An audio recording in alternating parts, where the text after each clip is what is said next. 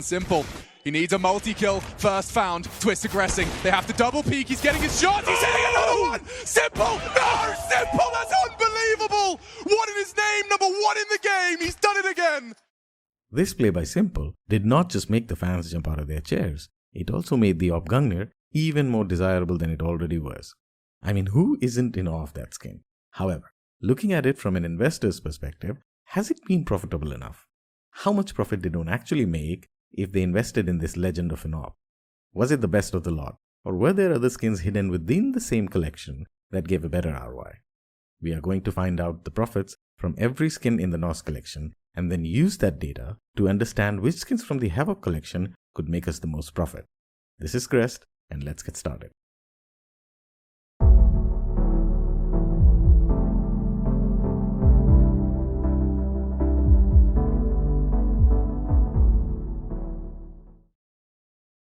Norse Collection was the most favored collection from the Operation Shattered Web, and similarly, Havoc Collection seems like the most favored collection from Operation Broken Fang from an investment point of view. And, in my humble opinion, the profits from Havoc Collection should follow a similar trend as the Norse Collection. The Norse Collection was released in November 2019 with the Operation Shattered Web, and Havoc Collection was released a year later with Operation Broken Fang. So let us make an assumption that right now, in July 2021, the Havoc Collection should be somewhere close to where the Norse Collection was a year ago in July 2020. Or maybe, let's compare the sale prices of Norse from July 2020 and Havoc for July 2021. The prices are mostly comparable except for a couple of skins from the consumer grade of the Norse Collection, the SG553 Barricade and the Farmer's Nightboar, which were both available for a significantly lower price. We will talk more about them, but first, let us calculate the ROIs for the Norse skins in the last 1 year, that is from July 2020 to July 2021. Starting with the covert, that is the Gungnir, I could not find the sale prices for this skin on the Steam community market. So, instead I chose to use the data from third-party sites. As per the sale prices depicted here, the Gungnir in factory new condition was sold last year on July 5th, 2020 for $3,999 and a year later on July 11th, 2021 for $11,500. So, the cost of investment here becomes $3,999 and the current value becomes $11,500. Using these values in the formula for calculating ROI, we get an ROI of 188%. For rest of the skins, sales data was available on Steam, so that is what I used. For the classified skin, that is the Negev Mjolnir, according to the data from the Steam community market, you could have bought it a year ago on 18th of July 2020 for $616.30 and sold it a year later on 18th of July 2021 for $1,499.80. Using these values with the formula for ROI, your return on investment would have been 143%. I did the same for the rest of the skins, and let's take a look at the ROIs we got.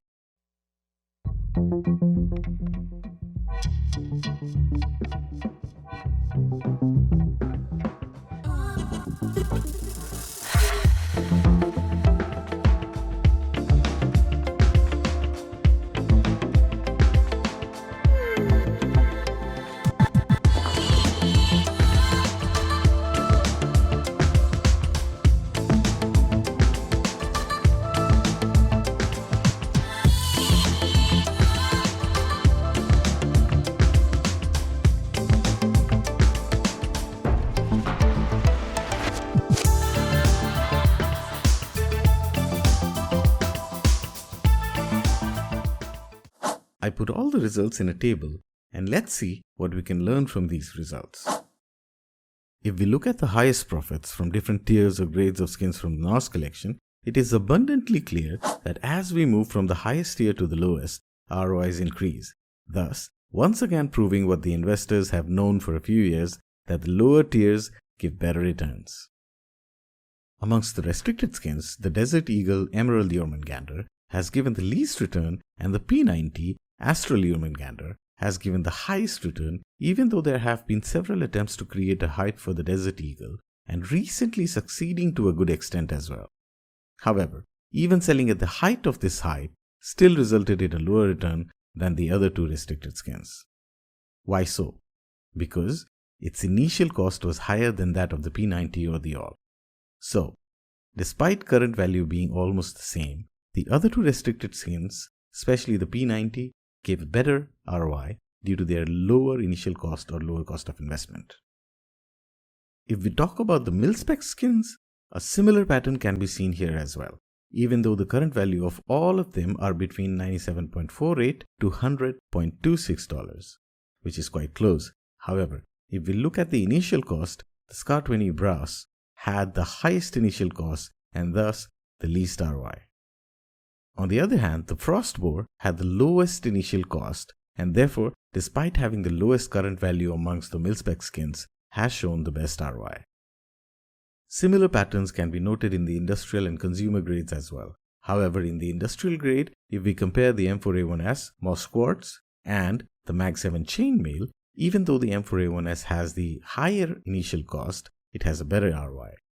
That is because the price at which you could have sold it is higher than the price at which you could have sold the Mag 7, and the difference in current values is higher compared to the difference in initial costs. Same thing happened in consumer grades as well. If you compare the Galil Tornado and the SSG Redstone, even though the SSG has a lower initial cost, the Galil has a higher ROI. The reason being that the Galil has a much higher current value at $6.42 as compared to the SSG, which is at $4.42. But why so?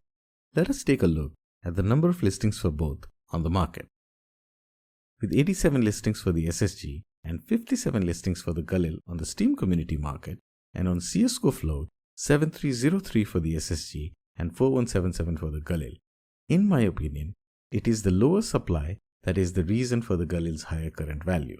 Similarly, the SG553 Barricade has a better ROI than the Farmer's Nightbore due to its higher current value, that is the maximum price that you could have sold it for. Before we move ahead, I would like to tell you about csgofloat.com, which is a wonderful site to find out information about the number of any skins available. All you have to do is go to csgofloat.com, log in with your Steam ID, click on Database, put in the name of the skin you are looking for, put in the float value. For instance, if I wanted to find factory new, I would put in 0 to 0.07. Click search, and just like that, you have all this information for free. They have many other features available, but we are not getting into that right now. And no, they have not sponsored me. I mean, look at the number of subscribers I have. I am a nobody, and nobody sponsors a nobody. I am just thankful to them for providing such useful information for free. Anyways, moving ahead. Let's put the current sale prices of the Havoc Collection skins next to the sale prices of the Norse Collection skins from July 2020 and see if that can help us in any way if we invest right now. Prices of the Covert, the AWP Gungnir, and the AK-47 X-Ray are somewhat comparable, with the price of the AK being on the lower side. In my opinion, the points that go in favor of the AK-47 X-Ray are its slightly lower price and lower quantity compared to the AWP Gungnir. Though the design of the AWP is beautiful, but AK-47 is the most popular weapon in the game, so the AK-47 X-Ray will most likely have a comparable profit to the Gungnir, if not more. Talking about the classified skins, though a lot of Negev Mjolnirs might be in private accounts or storage units, even if we take this data to be precise and believe that the supply of the Silk Tigers is a little more than the Mjolnir, still Silk Tiger is an AWP skin and thus more desirable. In fact, even the MAC-10 in my opinion is more desirable than the Negev.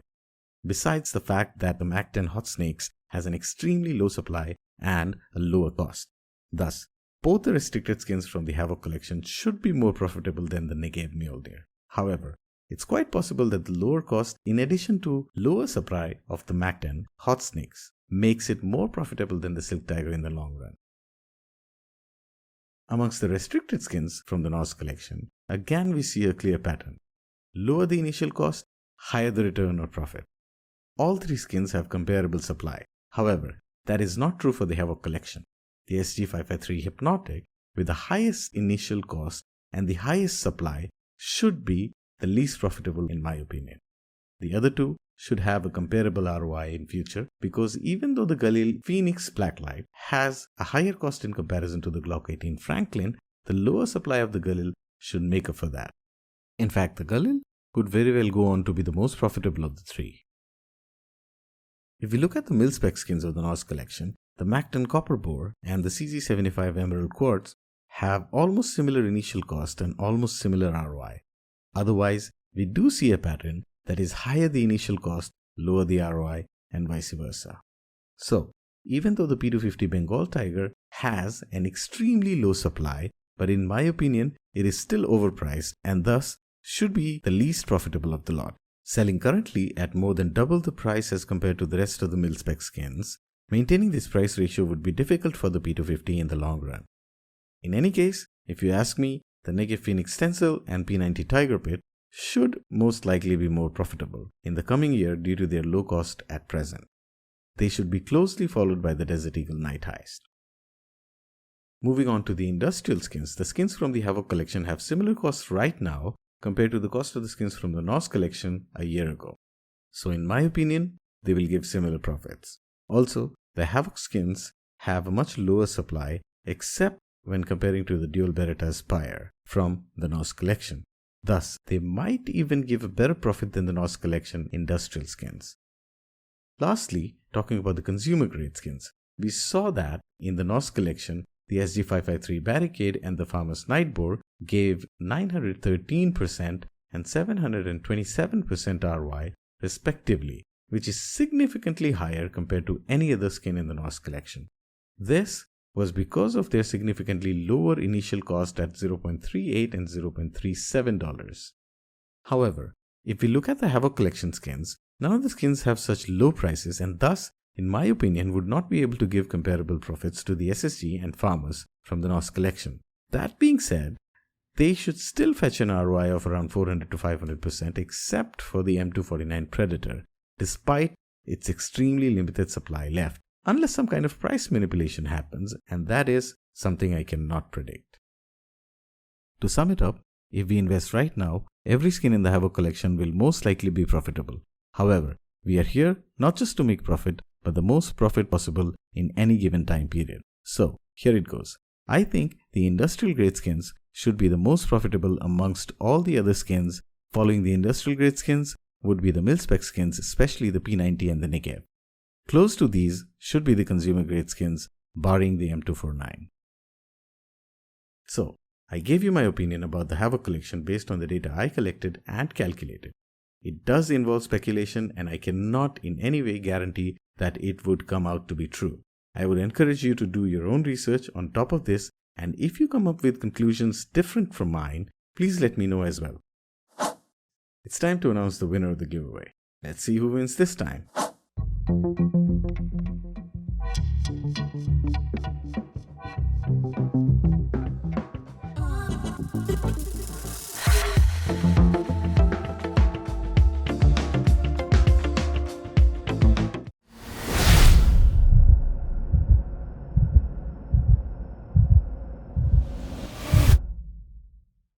Congratulations! I will be contacting you shortly. Thank you everyone for participating and all the encouragement. My next giveaway is going to be a minimal wear P250 See Ya Later. All you have to do is tell me which skin from the Havoc Collection according to you will provide the most ROI in a year from now. To give your answer, type hashtag #BestOfHavoc space name of the skin in a comment to this video. Well, that's it for this video. Thanks for watching. See you soon.